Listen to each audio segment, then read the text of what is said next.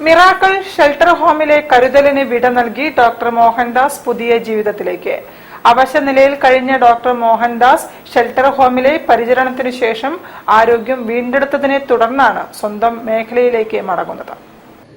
ഒരു കാലത്ത് കോഴിക്കോട് ബസ് സ്റ്റാൻഡിൽ അവശനിലയിൽ കഴിയേണ്ടി വന്ന Ayurveda doctor Mohandas miracle shelter home നൽകിയ കരുതലിലൂടെയും പരിചരണത്തിലൂടെയുമാണ് ആരോഗ്യം വീണ്ടെടുത്തത്. ആരോഗ്യം വീണ്ടെടുത്ത അദ്ദേഹം കോട്ടയ്ക്കൽ ആയുർവേദ കൂമ്പാറ ക്ലിനിക്കിലേക്ക് യാത്ര തിരിച്ചു.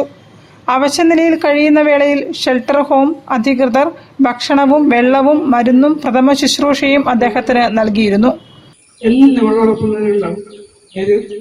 പകലൊക്കെ ഞാൻ നിങ്ങളുടെ കൂടെ തന്നെ ഉണ്ടാവും.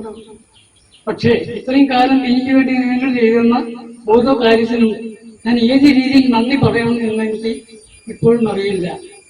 ഈ ആദരവിന് ഞാൻ യോഗ്യനാണോ എന്ന് പോലും എനിക്കറിയില്ല.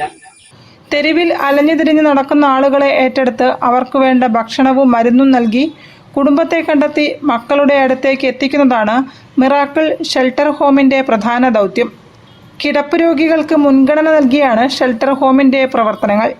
നമുക്ക് ഒരു അച്ഛന്റെ സ്ഥാനത്ത് തന്നെ നമ്മളെ കൂടെ ഉണ്ടായിരുന്ന ആളാണ്.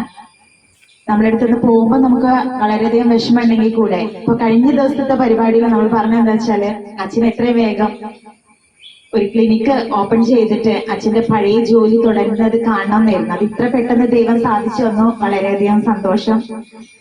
യാത്രയപ്പ് ചടങ്ങിൽ റിട്ടയർഡ് അധ്യാപിക ലീന ഡോക്ടർ മോഹൻദാസിനെ പൊന്നാടയണിയിച്ച് ആദരിച്ചു. Secretary Shabeer Ali, manager Dhanya, executive അംഗം മുസ്തഫ എന്നിവരും സംസാരിച്ചു. News bureau, Kozhikode. ജില്ലാ വനിതാ കബഡി മത്സരത്തിൽ ഗജമുഖ